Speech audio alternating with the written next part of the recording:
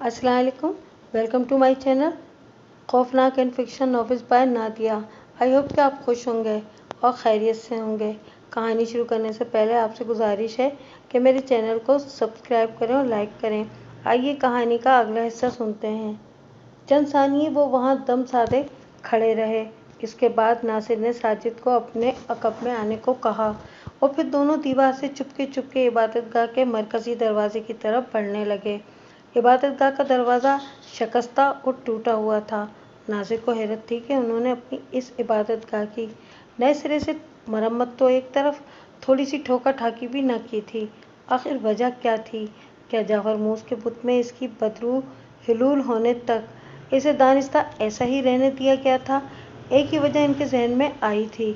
इनका ताक़ुब करने वाले वो पांचों सांसी भटक गए थे। नासिर को इनकी अकल का फुकदान महसूस हुआ था। वो जांगली किस्म की कौम मालूम होती थी। बाहर तो वो दोनों तारीकी का फ़ायदा उठाते हुए इबादतगाह के शिकस्ता दरवाजे के करीब पहुंच गए। नासिर ने साजिद को वहीं एक गोशे में खड़े रहने की ताकीद करते हुए कहा, साजिद, मंजिल हमारे कदमों तले है। हमें जल्दबाजी से काम नहीं लेना होगा। तुम इधर ही ठहरो, मैं ज़रा अंदर की सुनगुन लेकर आता हूँ। ये कर नासिर मोहतात कदमों से गिरदोपेश का जायज़ा लेता हुआ अंदर इबादतगाह की शिकस्ता चौखट के करीब पहुंचकर रुका और अंदर झांकने लगा। लेकिन ये देखकर इसे शदीद हैरत का सामना हुआ कि अंदर कोई भी जी नफस मौजूद न था। अलबत्ता अंदर चंद मशलें रोशन थीं। वो धड़कते दिल के साथ अंदर दाखिल हो गया। फिर उसने इबादतगाह का कोना कोना छान मारा, मगर इसे कोई बुत दिखाई दिया और न ही कुछ और। वो बहुत परेशान हुआ। एक ख्याल उसके जहन में यह भी उभरा था कि कहीं वो गलत जगह पर तो नहीं आ गया था। अभी से थोड़ी देर गुजरी थी कि अचानक बाहर कुछ लोगों के ज़ोर ज़ोर से बोलने की आवाज़ें उभरीं। नासिर का दिल यकबारगी ज़ोर से धड़का। फिर वो एक लम्हा भी ज़ाया किए बगैर एक टूटे हुए सुतून की आड़ में हो गया। तब इसे बैरूनी दरवाजे से वही पांचों सांसी अंदर दाखिल होते दिखाई दिए। नासिर ने गोया अपनी सांसें रोक लीं। वो पांचों वस्त में आकर खड़े हो गए। फिर इस अतराफ में एक निगाह डालने के बाद वहीं खड़े होकर आपस में बातें करने लगे। एक सांसी बोला, हमारा तो ख्याल था वो दोनों इधर ही का रुख करेंगे, मगर कहाँ गए वो दोनों? दूसरा सांसी बोला, वो दोनों मूर्ख यहाँ ज़रूर आए होंगे, लेकिन मुक़द्दस जाफर मूस का बुत न पाकर वापस चले गए होंगे। कहीं ऐसा तो नहीं कि इन्हें इस हकीकत का इल्म हो चुका हो कि हमने ख़तरे की वजह से मुक़द्दस जाफर मूस का बुत किसी और जगह मुंतकिल कर दिया है? एक तीसरे सांसी ने खतरा जाहिर करते हुए कहा और फिर चौथे ने बदहवास होकर यह मशवरा दिया, मेरा ख्याल है हमें इसी वक्त चलना चाहिए। क्या खबर वो दोनों मूर्ख वहाँ तक न पहुँच गए हों? सब ने इसकी बात पर साथ करते हुए बैक वक्त सर हिलाया और बाहर को दौड़े। नासिर ने इनकी बातें सुन ली थीं, चुनाचे वो भी एक लम्हा ज़ाया किए बगैर इबादतगाह से बाहर आया।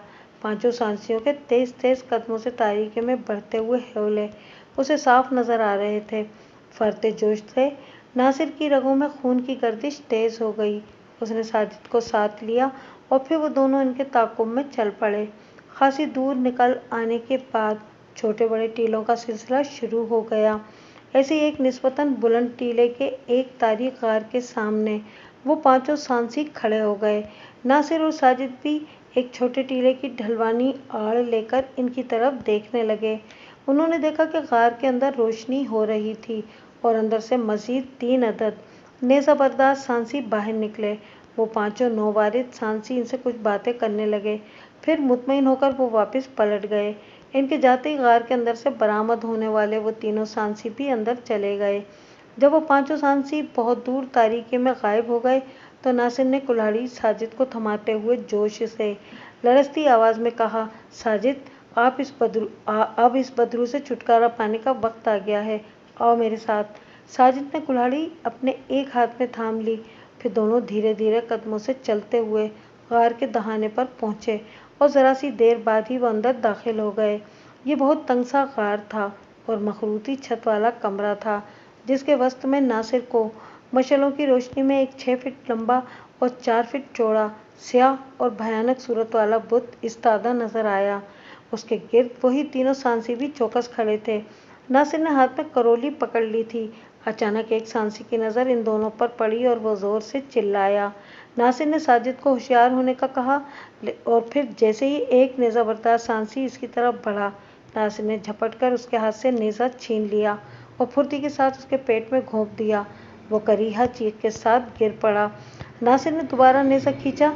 बाकी दोनों सांसियों में से एक नासिर की तरफ और दूसरा साजिद की तरफ बढ़ा। नासिर ने अपनी तरफ बढ़ने वाले सांसी की तरफ नेज़ा उछाल दिया, जो उसके सीने में तराजू हो गया। वह खरखराती हुई आवाज़ के साथ वहीं ढेर हो गया। फिर नासिर ने साजिद की तरफ बढ़ते हुए तीसरे सांसी पर छलांग लगा दी और इसे ज़मीन बोस कर दिया। वो दोनों गुत्थम गुत्था हो गए। फिर एक मौका मिलते ही नासिर ने चिल्लाकर साजिद से कहा, साजिद अपनी नाक की सीध में आगे बढ़ो जल्दी, जाफर मूस का बुत तुम्हारे सामने है, इसे पाश पाश कर दो। ये सुनना था कि साजिद दोनों हाथों में कुल्हाड़ी पकड़े आगे बढ़ा और फिर बुत को छूते ही उसने इस पर पे दर पे वार करना शुरू कर दिए। बुत पाश पाश होने लगा। साजिद के वजूद में गुस्से और जोशे गैज़ की बिजलियां सी दौड़ रही थीं। उसकी नज़रों के सामने अपनी माँ और बाप तैमूर के चेहरे रक्सा थे, जो इसी मरदूद शैतान जाफर मूस की शैतानियत की भेंट चढ़ चुके थे और जिसकी वजह से खुद साजिद भी नाबीना हो गया था। इधर तीसरा सांसी नासिर को पछाड़ने की तगोदों में लगा हुआ था, मगर नासिर ने इसे मौका ना दिया। साजिद जोश गम गुस्से में जाफर मूस का बुत पाश पाश कर चुका था। काम खत्म होते ही नासिर ने अपने मध्य मुकाबिल सांसी को जख्मी करके परे धकेला और साजिद को लिए हुए दौड़ता हुआ गार से बाहर आ गया। अब उनका रुख अंधेरी कोठी की तरफ था, जहाँ शगुफ्ता और जीनत उनकी मुंतजिर थीं।